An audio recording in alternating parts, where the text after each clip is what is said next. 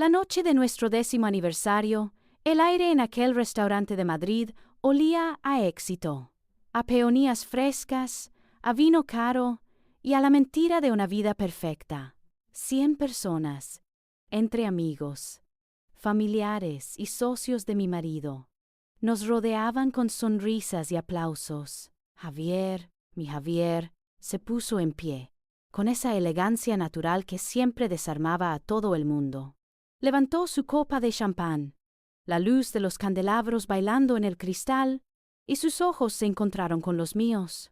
10 años, comenzó, su voz profunda y cálida llenando el salón. 10 años con la mujer que le dio sentido a mi vida. Dicen que el matrimonio es un trabajo duro, pero con Lucía, cada día ha sido un regalo. Hemos superado tormentas, hemos reído hasta llorar, y hemos construido un amor que, sé que lo sentís todos, es inquebrantable. Brindo por ti, mi amor, por la arquitecta de mi felicidad, por 10 años más y por toda la vida. Las lágrimas asomaron a mis ojos. Los invitados aplaudían conmovidos. Era perfecto. Era el hombre perfecto, el matrimonio perfecto, una mentira perfecta. Y entonces, desde la mesa de honor, se levantó la única sombra en mi paraíso, su madre, Carmen.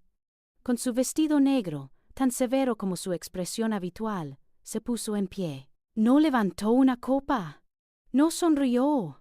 El murmullo de felicitaciones se ahogó en un silencio denso y expectante. Clavó sus ojos oscuros en mí, ignorando a su propio hijo, y con una voz gélida que pareció congelar el tiempo, dijo: 10 años, 10 años perdidos.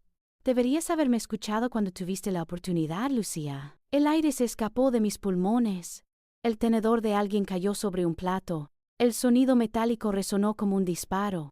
Vi la cara de Javier transformarse. La sonrisa del marido devoto se desvaneció y en su lugar apareció una máscara de furia helada, una expresión que yo, para mi desgracia, empezaba a conocer demasiado bien.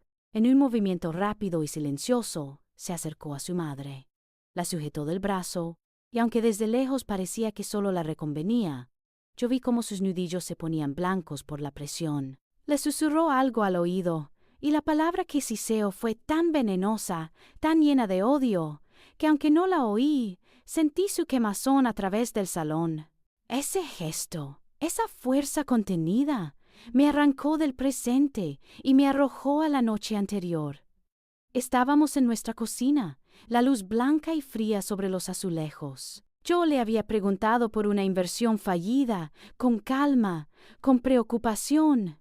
Y él, el hombre perfecto, había cogido su vaso de vino y lo había arrojado contra la pared, a centímetros de mi cara. El vino tinto salpicó los azulejos como sangre. No fue el estallido lo que me asustó, fue su silencio después. El silencio de un hombre que sabe que ha cruzado una línea y no siente el más mínimo remordimiento. Esa noche, en el restaurante, mi suegra pasó de ser mi peor pesadilla a mi única aliada. Pero antes de contarte cómo llegamos a ese punto y cómo el hombre que amaba resultó ser un monstruo escondido a plena vista, déjame un comentario y dime desde qué ciudad de España me estás escuchando. Para entender aquella noche, hay que volver al principio, a la primavera de hace 10 años, cuando yo era solo un estudiante de Historia del Arte en la Complutense de Madrid y él, un joven y brillante arquitecto, que daba una charla en mi facultad. Javier no entró en mi vida, la arrasó. Era magnético, divertido, inteligente. Me escuchaba como si mis opiniones sobre el Renacimiento fueran el secreto del universo. Nuestras primeras citas fueron un torbellino de paseos por el Retiro, noches de vino y debates interminables en bares de Malasaña y cenas improvisadas en su pequeño apartamento con vistas a los tejados de la ciudad. Era un romance de película, de esos que te hacen creer que el destino existe y que por alguna razón te ha elegido a ti. A los 6 meses, completamente enamorada y convencida de que había encontrado al hombre de mi vida, llegó el día que tanto temía y anhelaba a partes iguales: conocer a su madre. Fuimos a comer un domingo a su casa en la sierra, una de esas viviendas robustas de piedra con un jardín impecable y un silencio que pesaba. Carmen nos abrió la puerta. Era una mujer elegante, de una belleza austera que el tiempo no había logrado borrar, pero sus ojos eran 2 fragmentos de hielo. Me escaneó de arriba abajo, sin disimulo, y su apretón de manos fue breve y frío. La comida fue un interrogatorio disfrazado de conversación. ¿Historia del arte? Una carrera muy bonita. Supongo que no tiene muchas salidas, ¿verdad? ¿Tus padres? ¿A qué se dedican? Madrid te parece muy grande, viniendo de un sitio como Sevilla. Cada pregunta era un dardo. Yo respondía con la mayor amabilidad que podía, sintiendo cómo el delicioso solomillo se me hacía una bola en el estómago. Javier, a mi lado, intentaba aligerar el ambiente, pero la tensión era palpable. El momento culminante llegó con el postre. Mientras servía el café, Carmen se detuvo frente a mí y con una sonrisa que no le llegaba a los ojos, me dijo: «Mi hijo tiene un gran corazón, Lucía. Un corazón de oro. Espero que sepas cuidarlo, porque no es para cualquiera. Es... ¡oh! ¡Intenso! Necesita una paz que no es fácil de encontrar». No fue una bienvenida, fue una advertencia. En el coche de vuelta a Madrid, yo no pude contener las lágrimas. Javier paró en el arcén, me abrazó y se deshizo en disculpas. «Mi madre es así, mi amor. No te lo tomes como algo personal. Desde que murió papá se ha vuelto amargada, desconfiada. Él era su todo, el hombre más bueno y maravilloso que he conocido. Murió de un infarto, de un día para otro, y creo que ella nunca lo superó. Se encerró en sí misma, y ahora ve amenazas donde no las hay. Sus palabras eran un bálsamo. Me aferré a ellas con todas mis fuerzas. No era yo el problema, era el dolor de Carmen. Su defensa apasionada, su lealtad hacia mí frente a su propia madre, no hizo más que cimentar mi amor. Me sentí especial, la mujer por la que él estaba dispuesto a enfrentarse a todo. Él era mi héroe. Y Carmen, la bruja del cuento que intentaba destruir nuestra felicidad, nos unió más que nunca, convirtiendo nuestra relación en una fortaleza con un único enemigo en común. Ahora, con la perspectiva que dan los años y el dolor, me doy cuenta de la gran bandera roja que ondeó aquel día y que yo, ciega de amor, decidí ignorar. En los ojos de Carmen no había solo enfado o desaprobación.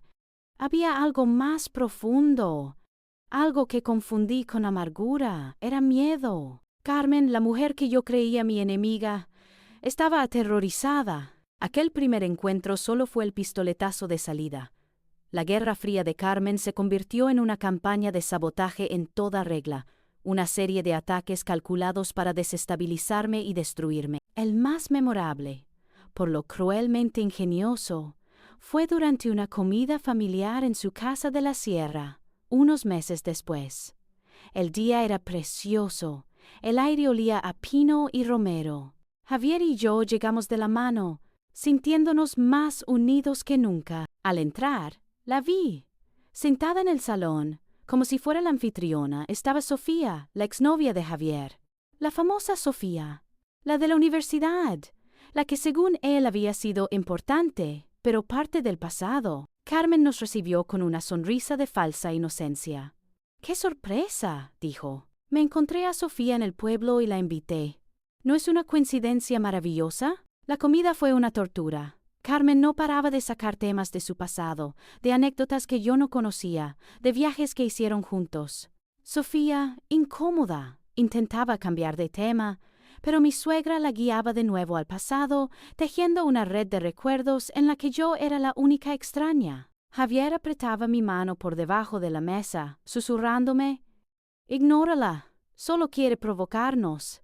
Pero el daño ya estaba hecho. Me sentí pequeña, insegura, una impostora en la vida del hombre que amaba. Más tarde, mientras Javier ayudaba a recoger la leña para la chimenea, Carmen me acorraló en la cocina. Se acercó tanto que pude oler su perfume caro y amargo. «Eres una chica agradable, Lucía», me dijo en un susurro confidencial. «Pero tienes que entenderlo. El primer amor nunca se olvida. Javier puede que te quiera, a su manera, pero a ella la amó. Tú eres un capítulo, ella fue el libro entero. No te hagas ilusiones. Cada palabra fue un golpe directo a mi autoestima. Pero sus ataques no se quedaron en el terreno personal. Unas semanas después, me llamó mi jefe a su despacho. Estaba extrañamente serio. Me preguntó si todo iba bien en casa. No entendí nada hasta que me confesó, con bastante vergüenza, que había recibido una llamada de una mujer que se identificó como la madre de Javier. Les había dicho que estaba muy preocupada, que yo trabajaba demasiadas horas, que mi ambición estaba causando un estrés terrible en su hijo y que nuestro matrimonio estaba en peligro por mi culpa. La humillación me quemó por dentro. No solo me atacaba a mí, ahora intentaba sabotear mi carrera, mi independencia. El golpe de gracia llegó un martes por la tarde. Carmen se presentó en mi apartamento sin avisar. Fue directa al grano. Sacó una chequera de su bolso, la puso sobre la mesa y deslizó un cheque ya firmado hacia mí. La cantidad tenía 5 ceros. «Esto es para que empieces de nuevo», dijo, con un tono casi compasivo. «Lejos de aquí. Eres joven, puedes ser feliz en otro sitio. Sevilla, por ejemplo. Vuelve con tu gente. Esto es demasiado para ti. Mi hijo necesita otro tipo de mujer». Me estaba comprando, como si mi amor y mi vida tuvieran un precio. En cada uno de estos episodios, Javier fue mi salvador. Cuando le conté lo de Sofía, montó en cólera contra su madre. Cuando supo lo de la llamada a mi jefe, la llamó delante de mí y le gritó que no volviera a meterse en nuestras vidas. Y cuando vio el cheque, lo rompió en 1000 pedazos y me abrazó mientras yo lloraba de rabia y humillación. «Somos tú y yo contra ella, mi amor. No necesitas a nadie más», me decía. Y yo le creía. Sus palabras eran mi refugio. Tan concentrada estaba en la batalla contra Carmen que no me di cuenta de cómo él, sutilmente, usaba esa misma guerra para construir un muro a mi alrededor. Cada vez que planeaba un viaje para ver a mi familia en Sevilla, surgía una crisis con su madre que requería que nos quedáramos en Madrid.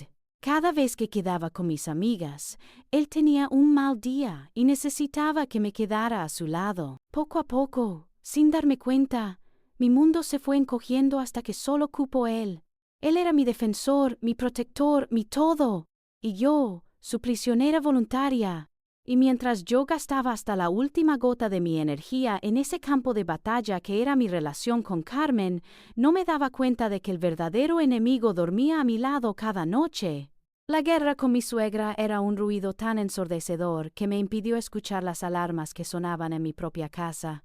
Las banderas rojas de Javier estaban ahí, ondeando al viento, pero yo estaba demasiado ocupada mirando en la dirección equivocada. Todo empezaba con sus cambios de humor, tan repentinos y violentos como una tormenta de verano. Podíamos estar desayunando tranquilamente, riéndonos de alguna tontería, y de repente, porque el café estaba un poco frío, o porque no encontraba las llaves del coche donde él creía haberlas dejado, su rostro se transfiguraba. La calidez desaparecía de sus ojos y era reemplazada por un frío cortante. Su voz se volvía dura, afilada. «Es que nunca prestas atención, Lucía. Tan difícil es dejar las cosas en su sitio». La explosión era breve, pero dejaba la atmósfera cargada de un miedo denso y pegajoso, y tan rápido como llegaba, se iba. 5 minutos después, volvía con un ramo de flores, con los ojos llenos de un arrepentimiento tan profundo, tan convincente, que terminaba siendo yo la que le pedía perdón por haberle hecho enfadar. Luego vino el control, un veneno que se administraba en dosis pequeñas y sutiles. Empezó con bromas sobre mis amigas. «¿Otra vez has quedado con Marta? Esa chica te absorbe la energía». O comentarios sobre mi ropa. «¿De verdad te vas a poner eso?» Llama mucho la atención. Al principio no le daba importancia, pero poco a poco empecé a elegir mi ropa pensando en su aprobación y a poner excusas para no ver a mis amigas. El siguiente paso fue mi móvil. Me lo pedía con cualquier excusa. «Déjame ver esa foto que te mandó tu hermana». Y de repente notaba cómo sus dedos se deslizaban por la pantalla, abriendo una conversación de WhatsApp. «¿Así que tu amigo Carlos te sigue escribiendo? ¡Qué pesado, ¿no?», decía, como si nada. Me hacía sentir culpable por tener una vida propia. El control económico fue el movimiento maestro. Con la excusa de que él como arquitecto gestionaba mejor los números, propuso unificar nuestras finanzas. Así yo me encargo de las facturas y las inversiones y tú no te tienes que preocupar por nada, mi amor, me dijo. Sonaba romántico, protector. Pasamos de tener cuentas separadas a una conjunta y de ahí a que él gestionara la cuenta principal y me transfiriera una asignación mensual a una cuenta más pequeña para tus gastos y la compra. En menos de un año, había pasado de ser una mujer económicamente independiente a tener que darle explicaciones si un mes gastaba un poco más en la peluquería. Pero la herramienta más destructiva de Javier, la que casi me borra por completo, fue el gaslighting. Me hacía dudar de mi propia cordura. Teníamos conversaciones enteras que él, días después, negaba haber tenido. «¿Estás loca, Lucía? Yo nunca dije eso. Te lo estás inventando». Lo decía con una convicción tan absoluta que yo terminaba buscando en mis notas, en mis correos, alguna prueba de que no me lo había imaginado. Cuando me quejaba de algo que me había dolido, la respuesta era siempre la misma. Eres demasiado sensible, te tomas todo a mal. Era una broma. ¿No tienes sentido del humor? Poco a poco, mi percepción de la realidad se fue desdibujando. Empecé a creer que el problema era yo, que era exagerada, olvidadiza, difícil. Él era la víctima paciente de mi inestabilidad emocional. Y yo, mientras tanto, seguía pensando que la única persona que intentaba hacerme daño era Carmen. Qué equivocada estaba.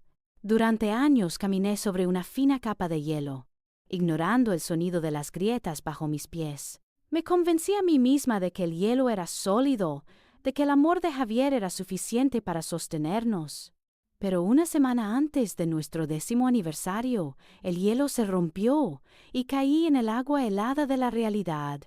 Estábamos inmersos en los preparativos de la fiesta. Listas de invitados, elección del menú, pruebas de vestuario. Javier estaba exultante. Quería que todo fuera un escaparate de nuestro éxito, de nuestra felicidad. Yo, por mi parte, intentaba contagiarme de su entusiasmo. Fue un miércoles por la tarde cuando llegó una carta del banco. Era un sobre grueso, con un membrete que no reconocía. Como Javier no estaba, la abrí, pensando que sería alguna publicidad. No lo era. Era la notificación de la liquidación de un fondo de inversión. Un fondo que contenía una parte considerable de los ahorros que mis padres me habían dado como regalo de bodas. Un dinero que habíamos acordado no tocar. El saldo final era 0. Sentí un vacío en el estómago. Esperé a que llegara a casa, con la carta sobre la mesa de la cocina. No preparé una escena, no afilé mis palabras. Mi única emoción era una profunda y nauseabunda preocupación. Cuando entró y vio mi cara, su sonrisa se desvaneció. «¿Qué pasa?», preguntó, dejando el maletín. Le señalé la carta. «¿Puedes explicarme esto, Javi? Por favor. Quizá lo estoy entendiendo mal». La leyó por encima, su mandíbula se tensó. Primero intentó restarle importancia. «Ah, eso. Era una inversión a largo plazo, de alto riesgo. A veces se gana, a veces se pierde, Lucía. No es el fin del mundo». «Pero era mi dinero, Javier. Eran mis ahorros. Dijimos que no los tocaríamos sin hablarlo antes», le respondí. Mi voz era un hilo, no un grito. Y entonces ocurrió. Su calma se evaporó. «¿Tu dinero?», espetó, su voz subiendo de tono. «Es nuestro dinero. Oh, es que no entiendes lo que significa el matrimonio. Todo es para la familia, para nuestro futuro. Un futuro del que ahora falta una parte importante porque tomaste una decisión tú solo», insistí, todavía intentando razonar. Se sirvió una copa de vino, apurándola de un trago. Se sirvió otra. Sus movimientos eran bruscos, erráticos. Se paseaba por la cocina como un animal enjaulado. «Estaba intentando darnos una vida mejor, y tú me lo echas en cara». Siempre igual, siempre criticando, siempre viendo el lado negativo.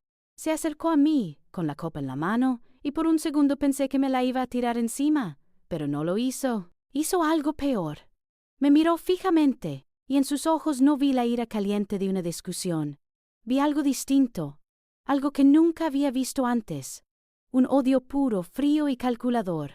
Y con un movimiento deliberado, lanzó la copa contra la pared, justo al lado de mi cabeza.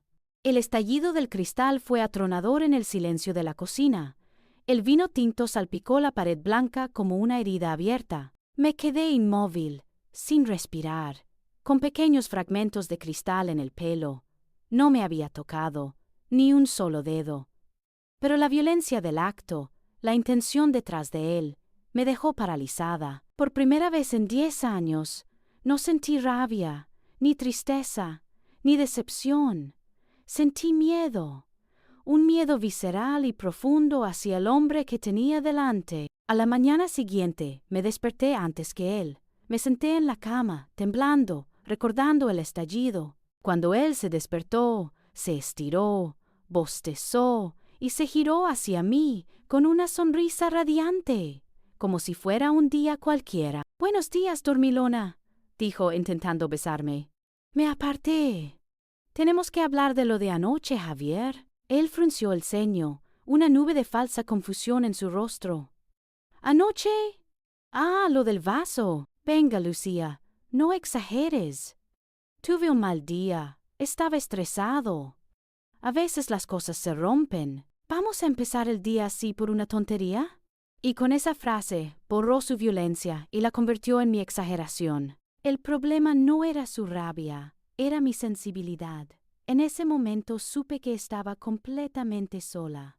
Necesitaba huir. No era una decisión racional, era un instinto de supervivencia. Le dije a Javier que mi madre me necesitaba en Sevilla, que tenía que ayudarla con unas gestiones urgentes.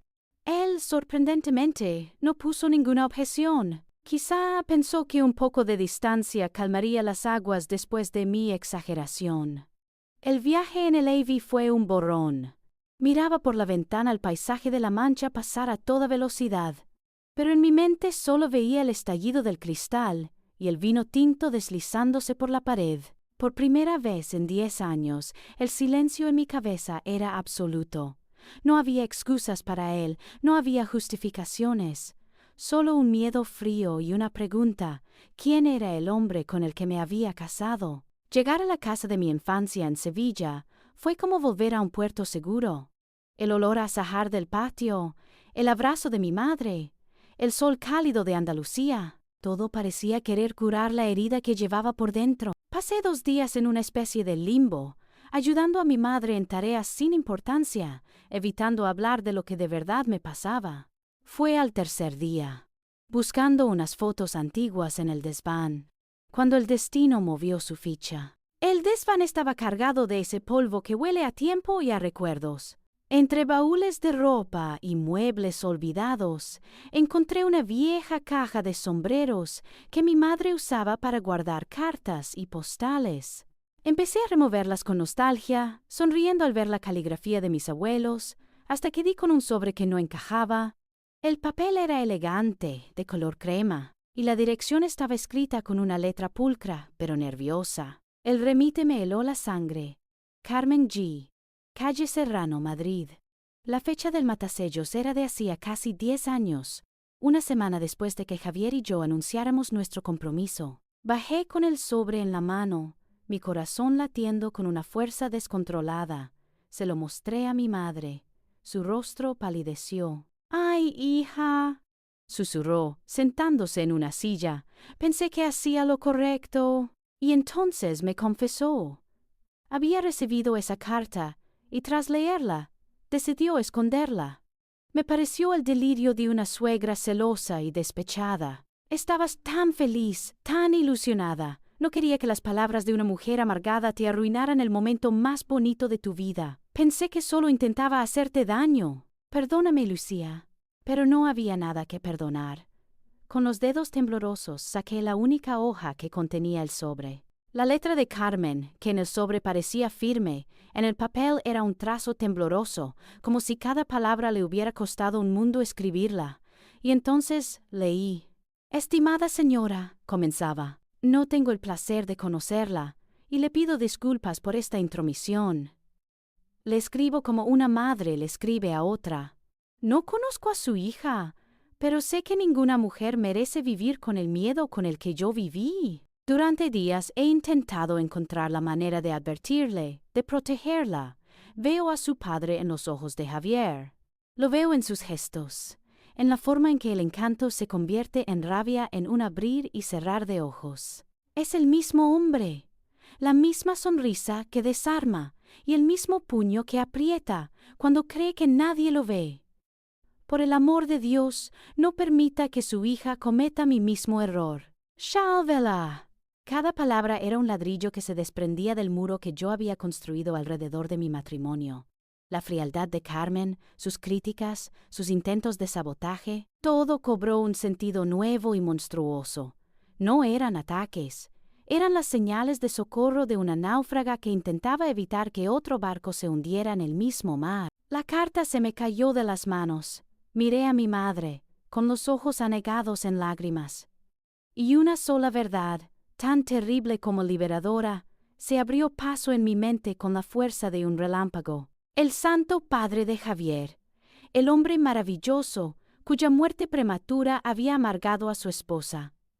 No era un santo, era un maltratador. El mundo que conocía se hizo añicos en el suelo del desván, junto a la carta arrugada. Pero en medio de las ruinas algo nuevo empezaba a construirse, una verdad terrible y coherente. De repente, todo encajaba. La frialdad de Carmen no era desprecio, era una coraza.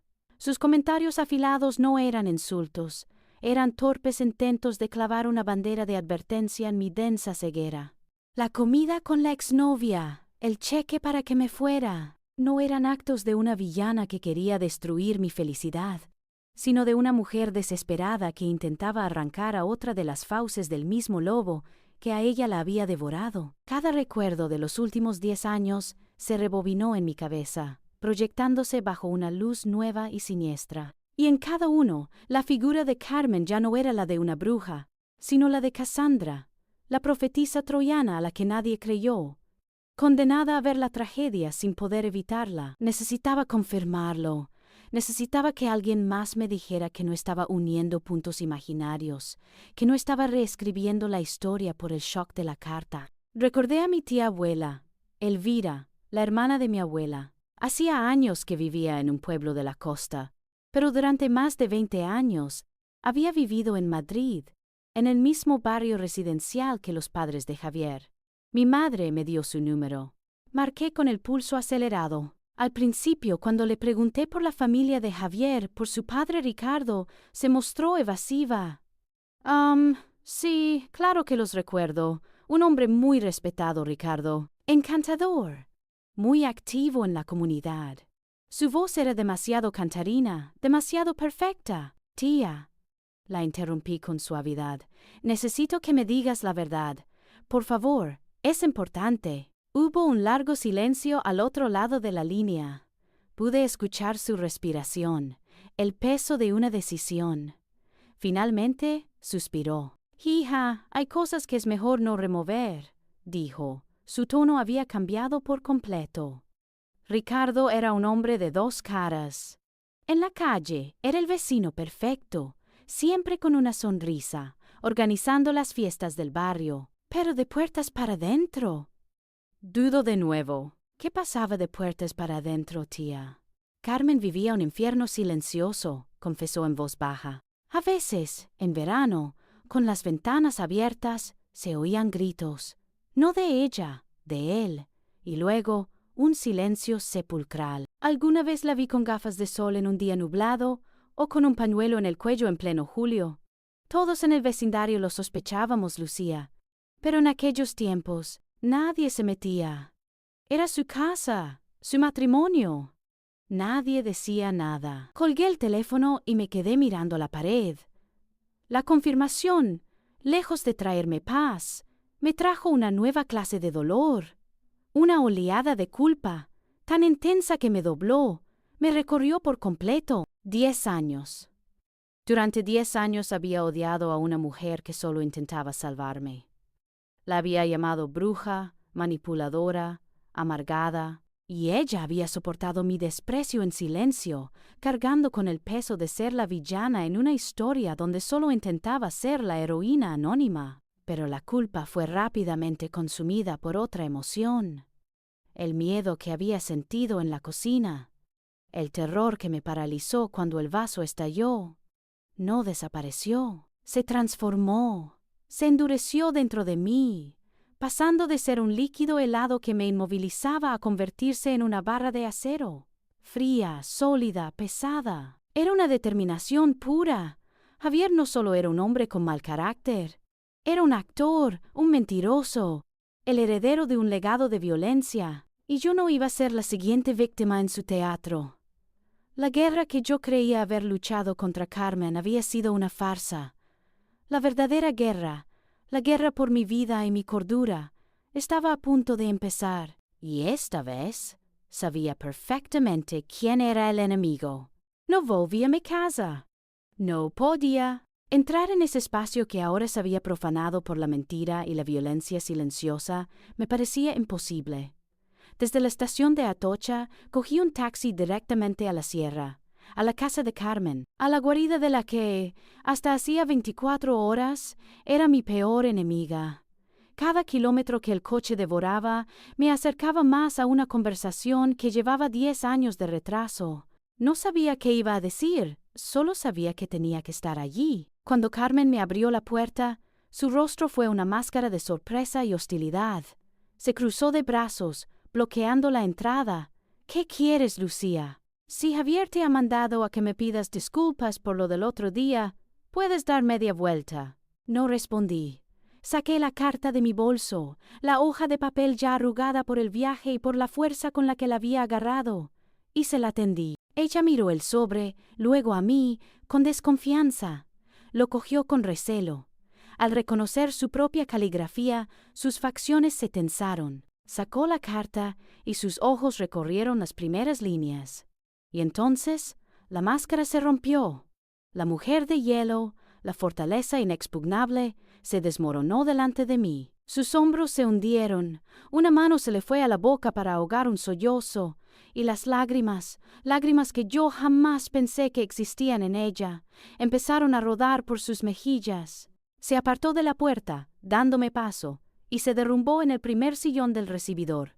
Por primera vez no vi a una suegra terrible, vi a una mujer rota, a una víctima. Me senté a su lado, en silencio, y esperé. Y cuando por fin pudo hablar, las palabras salieron como un torrente, liberando décadas de dolor y silencio. Él era igual, susurró, su voz quebrada.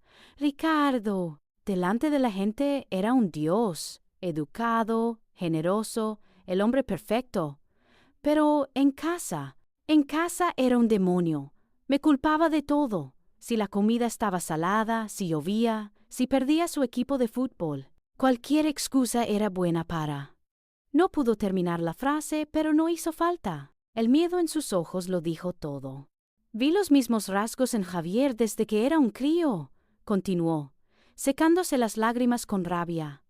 Esa forma de cambiar de humor, de ser encantador un minuto y cruel al siguiente, esa necesidad de controlarlo todo. Cuando te trajo a casa por primera vez, te vi a ti y me vi a mí misma, 20 años más joven, llena de ilusiones, a punto de entrar en la misma jaula. Y me entró el pánico, Lucía, un pánico atroz. ¿Por qué no me lo dijiste, Carmen? ¿Por qué no me lo explicaste? Le pregunté, mi voz apenas un susurro.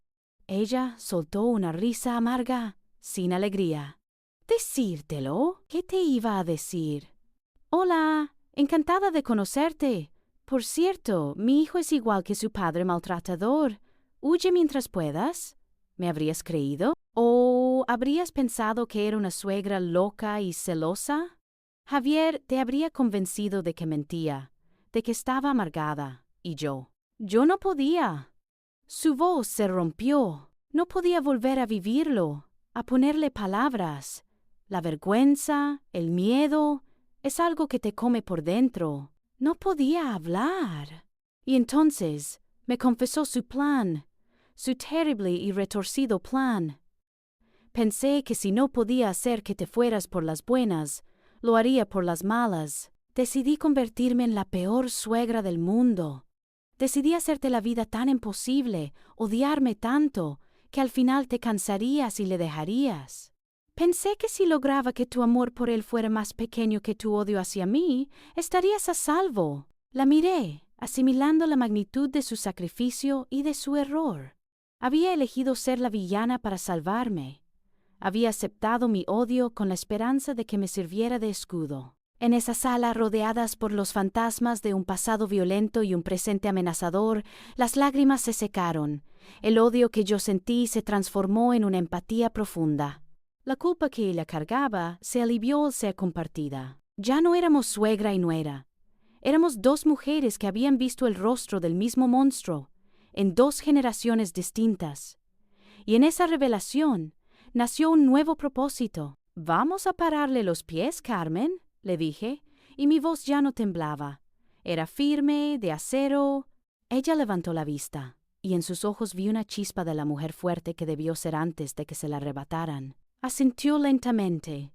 «Juntas», afirmó.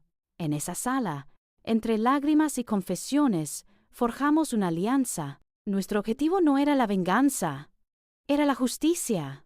La mujer que había pasado décadas perfeccionando el arte de la supervivencia silenciosa se convirtió en mi mejor aliada, en una espía formidable. Carmen, liberada del peso del secreto, recuperó una agudeza que el miedo había mantenido dormida. Conocía a su hijo mejor que nadie, conocía sus debilidades, sus rutinas y, lo más importante, su arrogancia. Sabía que su exceso de confianza sería su perdición. Empezó a visitarnos más a menudo, con la excusa de hacer las paces por el bien de la familia.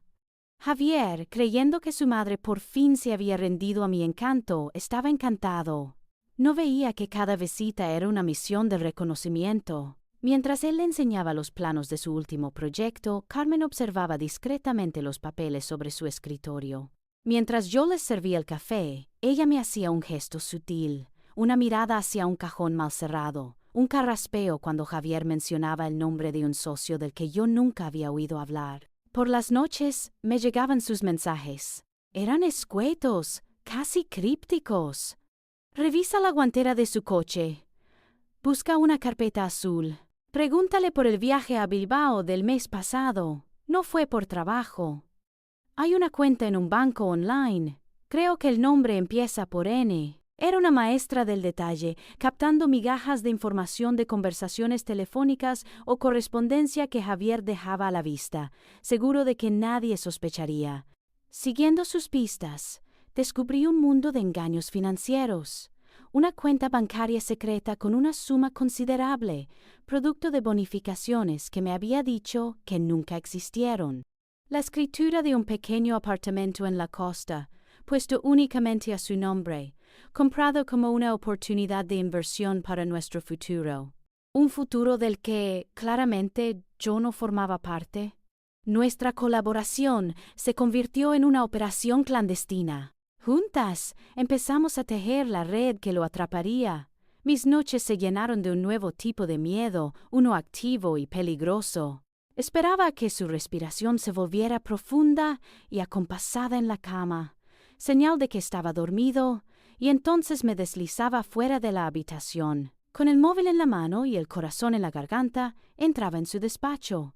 Cada clic de la cámara de mi teléfono al fotografiar un extracto bancario, cada susurro del escáner portátil que compré en secreto, sonaba en mis oídos como una explosión. La prueba más difícil y dolorosa de obtener fue la grabación. Siguiendo el consejo de Carmen, instalé una aplicación de grabación oculta en mi móvil.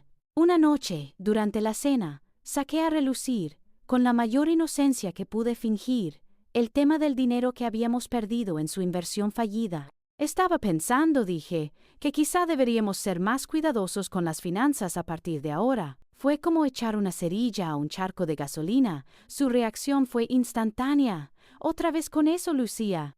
¿No puedes superarlo? Te pasas la vida reprochándome. Eres una desagradecida. Yo me parto el lomo trabajando para darnos una buena vida, y tú solo sabes quejarte». Dejé que hablara. Dejé que su voz se llenara de esa rabia fría, que me llamara exagerada, sensible, inestable. Cada insulto, cada manipulación, cada palabra de desprecio quedaba registrada, convirtiéndose en un clavo más en el ataúd de su mentira. Cuando tuvimos suficiente, Carmen me dio el número de una abogada, una mujer llamada Isabel, especialista en divorcios contenciosos y violencia de género. Fue amiga mía en la facultad, me dijo Carmen. Es dura pero justa, no se le escapa una. La primera reunión con Isabel fue una revelación. Le extendimos sobre la mesa las copias de los documentos, las transcripciones de las grabaciones.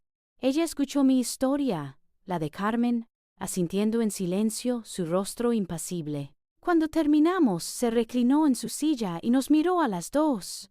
Tenemos un caso sólido de abuso psicológico y fraude por ocultación de bienes, dijo con una calma que me tranquilizó al instante. Podríamos ir por la vía judicial tradicional. Sería largo y doloroso. Hizo una pausa. Oh, podemos usar su propio ego en su contra. Fue ella quien vio el potencial en la fiesta de aniversario. ¿Va a celebrar 10 años de un matrimonio que en privado desprecia, delante de 100 personas? Preguntó con una ceja arqueada. Asentimos. ¡Perfecto!, dijo, y una sonrisa casi imperceptible se dibujó en sus labios. Entonces, no le vamos a demandar todavía. Le vamos a organizar la mejor fiesta de su vida, una que nunca olvidará. El plan para la noche del 10º aniversario acababa de nacer. Los días previos al aniversario se convirtieron en la actuación de mi vida. Me transformé en la esposa emocionada, la compañera devota que celebra una década de amor. Cada mañana sonreía, cada noche fingía una ilusión que no sentía. Ayudé a Javier a revisar la lista de invitados, opinando sobre la distribución de las mesas con una calma que me sorprendía a mí misma. Fui de compras y elegí un vestido de un azul profundo, un color que según él resaltaba mis ojos. Me lo probé delante de él, di una vuelta y le pregunté, ¿te gusta? Estás preciosa, mi amor, me respondió, besándome en el hombro. La mujer más bella del mundo. Y en sus ojos solo vi el reflejo de su propio triunfo, el de un hombre que se miraba en el espejo de su vida perfecta. Él estaba completamente en su elemento, un pavo real desplegando sus plumas. Se pasaba horas al teléfono con el catering, con la florista, con el músico. Tiene que ser impecable, le oía decir. Es una celebración de un amor verdadero. Quiero que todo el mundo lo vea. Llamaba a sus amigos y socios para confirmar su asistencia, presumiendo del evento, de nuestro matrimonio. 10 años, tío, y estamos mejor que el primer día. Lucía es una santa, la paciencia que tiene conmigo. Escucharlo era como presenciar a un actor ensayando un papel que ya no tenía público, o al menos no el que él creía. Su arrogancia era un escudo tan grueso que le impedía ver nada más allá de su propia imagen. No sospechaba absolutamente nada. Mientras tanto, mi verdadera comunicación, la que importaba, se movía por debajo, en un canal secreto de mensajes codificados con Carmen. Nuestra guerra se había convertido en una operación de inteligencia. He comprado el vino que te gusta por su parte, significaba que había conseguido hablar con la abogada y todo estaba en orden. Mañana te llevo esas revistas de decoración que me pediste por la mía. Era la señal de que tenía una nueva prueba a buen recaudo. Hablábamos de recetas, de jardinería, de series de televisión, conversaciones banales que para cualquiera serían ruido, pero que para nosotras eran el pulso de nuestro plan. Confirmamos cada detalle con una precisión militar. Nuestro cómplice, un viejo amigo mío de la universidad que trabajaba en producción de eventos, se aseguró de que el proyector del restaurante estuviera listo y funcionando. Había recibido el archivo con las pruebas bajo el nombre Video Sorpresa Aniversario y sabía exactamente en qué momento darle al play. La señal sería mi brindis. La última llamada fue con Isabel, la abogada. Su voz era la calma en medio de mi tormenta interior. Recuerda, Lucía, me dijo, tú solo tienes que contar tu verdad. Del resto nos encargamos nosotros. Cuando el espectáculo termine, yo estaré esperando tu llamada para poner en marcha la maquinaria legal. Disfruta de la fiesta. disfrutar de la fiesta. La noche antes del aniversario, mientras Javier dormía a mi lado, roncando suavemente, completamente ajeno a la tormenta que estaba a punto de desatarse sobre su cabeza, me quedé mirando el techo en la oscuridad. No sentía nervios, ni siquiera miedo, solo una extraña y gélida calma, la calma que precede a la justicia. Y así llegamos de nuevo al principio de la noche, a la escena del crimen. El brindis de Javier, tan lleno de palabras huecas sobre nuestro amor inquebrantable, resonó en mis oídos de una forma completamente nueva. Ya no era una declaración de amor, era el prólogo de una ejecución pública. Y cuando Carmen se levantó y pronunció aquella frase lapidaria, «Deberías haberme escuchado cuando tuviste la oportunidad», ya no escuché a una mujer amargada. Escuché el disparo de salida, la señal. Vi a Javier levantarse, caminar hacia ella. Vi la agresión contenida en sus dedos al sujetarla del brazo y el veneno en su susurro. Era la confirmación final, pública, de la violencia que escondía. Cuando volvió a la mesa, su rostro era una tormenta. Sus ojos me lanzaban dagas, furioso por la osadía de su madre al haberle robado el protagonismo. Se sentó bruscamente y me siseó. Luego hablaré con ella. Le voy a dejar las cosas muy claras. No, le respondí con una calma que no sabía que poseía. No hará falta. Y con todos los ojos de la sala puestos en nosotros, me levanté. Cogí la copa de champán que aún estaba en su mano y la dejé suavemente sobre la mesa. Luego, tomé el micrófono. Él me miró desconcertado. «Gracias, cariño, por tus bonitas palabras», comencé, mi voz sonando clara y firme a través de los altavoces. Un murmullo de alivio recorrió la sala. La gente pensaba que iba a suavizar la tensión, a arreglar el desaguisado de mi suegra. «Has hablado de nuestra historia de amor», continué, «pero te has equivocado en una cosa. Esta noche la protagonista de nuestra historia de amor no soy yo, es tu madre». Me giré hacia Carmen, que me miraba desde su asiento con los ojos muy abiertos, una mezcla de miedo y expectación en su rostro. Clavé mi mirada en la suya y dejé que el mundo desapareciera. «Quiero pedir perdón públicamente a la mujer que durante 10 años intentó salvarme la vida, mientras yo era demasiado ciega para verlo», dije. Y mi voz se quebró por un instante, pero no de debilidad, sino por el peso de una década de injusticia. «Perdóname, Carmen, por no haber entendido tus advertencias, por haberte llamado mi enemiga, cuando eras mi única guardiana». El silencio en el restaurante era ahora tan denso que se podía cortar con un cuchillo. La confusión en los rostros de los invitados era total. Javier se puso en pie de un salto, su rostro pálido de pánico. Se abalanzó sobre mí, intentando arrebatarme el micrófono. «Lucía, ¿qué haces? Has bebido demasiado. Ya, basta de espectáculo». Aparté su mano con una firmeza que lo dejó paralizado. No le miré a él, sino a la audiencia, a todos esos rostros que me miraban con una mezcla de lástima y curiosidad. «No, Javier», respondí, mi voz resonando en cada rincón. «Por primera vez en 10 años estoy completamente sobria, y lo veo todo con una claridad absoluta». Y con un leve asentimiento de cabeza, un gesto casi imperceptible dirigido a mi amigo Marcos, que estaba discretamente situado cerca de la cabina de sonido, di la orden. Las luces del salón se atenuaron ligeramente, y la pantalla gigante que hasta ese momento había estado proyectando un bucle de fotos de nuestros viajes, de nuestras sonrisas, se fundió a negro. Un oh colectivo de sorpresa recorrió la sala. Javier se giró, buscando una explicación, su rostro una mezcla de confusión y pánico creciente. Entonces, la pantalla volvió a la vida, pero ya no había fotos de playas ni de atardeceres. Lo primero que apareció, en un silencio absoluto, fue el extracto de una cuenta bancaria, un extracto a nombre de Javier, en una entidad online de la que yo nunca había oído hablar, con un saldo que me habría permitido comprar un coche de lujo. La fecha de apertura: 2 meses después de nuestra boda. Los murmullos empezaron, bajos como el zumbido de un enjambre. La imagen cambió. Ahora se veía la escritura de un apartamento en la costa de Cádiz, comprado hacía 3 años, y en la sección de propietarios, un único nombre, Javier G. A mi lado, escuché a Javier ahogar una exclamación. Su jefe, sentado en la mesa de al lado, se inclinó hacia adelante, entrecerrando los ojos para leer mejor. La siguiente diapositiva eran capturas de pantalla de sus conversaciones con un socio. Mensajes en los que hablaba de desviar fondos de un proyecto, de maquillar las cuentas para que Lucía no se entere. La gente ya no susurraba. Se oían jadeos de incredulidad. Vi a sus amigos mirarle, luego mirarme a mí, con una pena y una confusión que rápidamente se transformaba en decepción. Y entonces le hice una señal a Marcos para que subiera el volumen.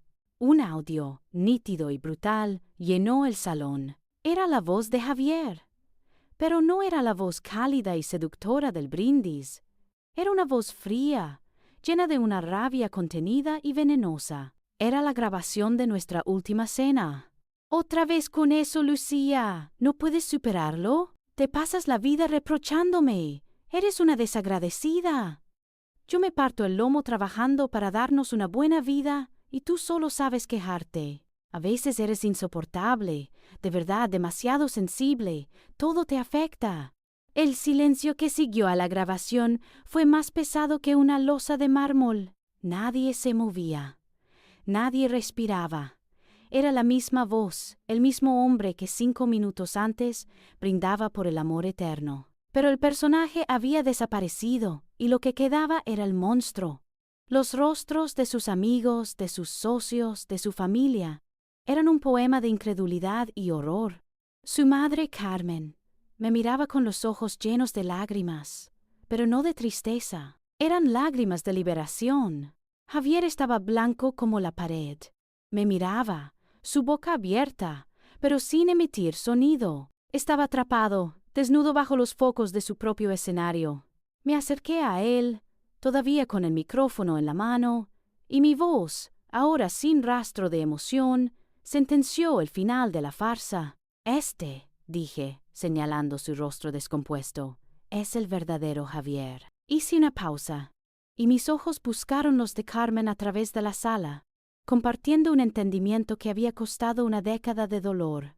El hijo de su padre. La humillación fue total y absoluta. No había escapatoria, no había justificación, solo la cruda y espantosa verdad, proyectada en una pantalla gigante para que todos la vieran. El rey estaba desnudo, y su castillo de naipes se derrumbaba en directo. Lo que siguió a mis últimas palabras no fue un debate, fue una demolición.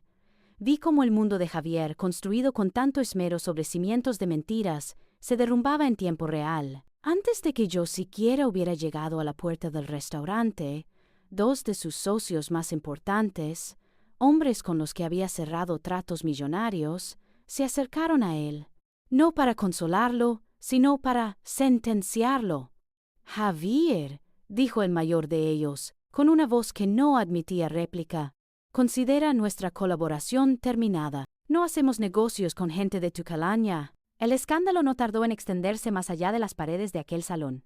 En la era de los teléfonos móviles y las redes sociales, la noticia del brindis de la verdad corrió como la pólvora por los círculos empresariales y sociales de Madrid. Al día siguiente, el nombre de Javier no se asociaba con el éxito, sino con el fraude y el maltrato. Las llamadas dejaron de entrar, los correos se quedaron sin respuesta. Los amigos que habían brindado por él la noche anterior ahora no le devolvían los mensajes. Su teléfono, antes un hervidero de actividad, enmudeció. El proceso de divorcio, con Isabel a mi lado, fue un trámite rápido y devastador para él. Las pruebas que habíamos recopilado eran irrefutables. La grabación, los documentos bancarios, las escrituras, todo demostraba un patrón de abuso psicológico y de ocultación deliberada de bienes. La demanda por fraude que interpusimos fue admitida sin dudarlo. El juez dictaminó que el apartamento de la costa y los fondos de la cuenta secreta me pertenecían íntegramente como compensación. De nuestros bienes en común, Apenas le quedó su coche y una pequeña parte de una cuenta de ahorros que no había logrado vaciar a tiempo. Lo perdió prácticamente todo, especialmente aquello por lo que había estado dispuesto a destruirme. Se quedó solo, completamente solo. La fachada del hombre de éxito, del marido encantador, del hijo devoto, se había hecho añicos, y lo que quedaba debajo era tan despreciable que nadie quería estar cerca. La gente no le perdonaba el engaño, pero lo que realmente le convirtió en un paria fue la crueldad. Humillar a su esposa en su 10º aniversario, después de años de maltrato silencioso, fue un acto de una bajeza que nadie pudo ignorar. Se convirtió en el hombre del que se susurraba en los cafés, el estafador emocional que recibió su merecido. Unos meses después, me enteré por Carmen que había tenido que vender el coche y malvivir de lo poco que le quedaba. Se mudó del lujoso apartamento que habíamos compartido a un pequeño piso de alquiler en un barrio anónimo de las afueras, uno de esos edificios de ladrillo visto con ropa tendida en los balcones. Me lo imaginé allí, solo, en una cocina con muebles de formica, rodeado de cajas sin deshacer. Un final patético y silencioso para un hombre que se había creído el rey del mundo, destronado no por un ejército, sino por la verdad susurrada en una carta olvidada. Y el coraje de 2 mujeres que decidieron que ya era suficiente. Mientras la vida de Javier se desmoronaba en la oscuridad que él mismo había creado, la mía volvía a nacer bajo el sol de Andalucía. Lo primero que hice, una vez firmados los papeles del divorcio, fue hacer las maletas y volver a casa, a Sevilla. Dejé atrás el apartamento de Madrid, un lugar que había sido un palacio y una prisión, y volví al olor de los naranjos en flor, al calor de mi familia, a mis raíces. Con el dinero que recuperé, ese dinero que Javier había intentado robarme y que la justicia me devolvió, no compré lujos ni caprichos. Hice realidad el sueño que había aparcado durante 10 años por vivir el sueño de otro. Abrí una pequeña galería de arte en el barrio de Santa Cruz, un espacio luminoso con paredes blancas y suelo de baldosas hidráulicas. Un lugar para artistas locales, para la belleza que nace de la verdad. Cada mañana, al levantar el cierre y oler la mezcla de pintura fresca y café, sentía que por fin estaba en mi sitio. Pero la mayor riqueza no estaba en las paredes de la galería, sino en el silencio de mi nuevo hogar. Tardé semanas en acostumbrarme a la paz. Al principio, me despertaba con un nudo en el estómago, esperando un mal humor, una crítica, una tensión invisible, pero no llegaban. Podía dejar la taza de café en el lugar equivocado sin que se desatara una crisis. Podía llamar a mis amigas y hablar durante horas sin sentir que debía dar explicaciones. Podía, simplemente, ser yo. El alivio de no tener que caminar de puntillas en mi propia casa, de no tener que medir cada palabra, cada gesto. Esa libertad era el tesoro más grande de todos. Y en esa nueva vida, Carmen se convirtió en mi pilar. Nuestra alianza, forjada en el fuego de la traición, se transformó en una amistad profunda y sincera, más fuerte que muchos lazos de sangre.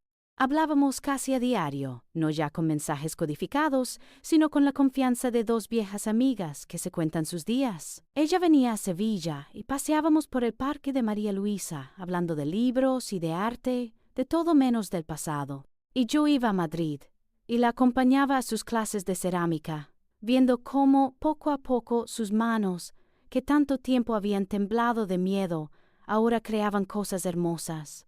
Juntas sanamos. Al liberarme a mí, ella también se había liberado de los fantasmas de su propio matrimonio, encontrando una paz que creía perdida para siempre. No fue un camino fácil. Las heridas del abuso psicológico son invisibles, pero profundas. Empecé a ir a terapia para desaprender las lecciones que Javier me había enseñado, a dudar de mi juicio, a sentirme culpable por todo, a creer que mi valor dependía de su aprobación. Fue un proceso lento, a veces doloroso, de reconstruir mi autoestima pieza por pieza. Aprendí a confiar de nuevo en mi instinto, a poner límites, a entender que yo no era demasiado sensible, sino que él había sido deliberadamente cruel. Y con cada sesión, con cada pequeña victoria sobre mis propios miedos, me sentía más fuerte, más dueña de mí misma, más yo que nunca. Miro atrás a la mujer que fui y a veces me cuesta reconocerme. Veo a una joven que confundió la posesión con la protección y la jaula de oro con un hogar. La vida, a veces con una crueldad que roza la piedad, me enseñó una lección que jamás olvidaré. Me enseñó que el mal no siempre lleva cuernos ni escupe fuego. A veces, el mal se disfraza con el traje más elegante y la sonrisa más encantadora. Se sienta a tu mesa, te llama amor y teje una telaraña tan sutil que no te das cuenta de que eres prisionera hasta que intentas moverte.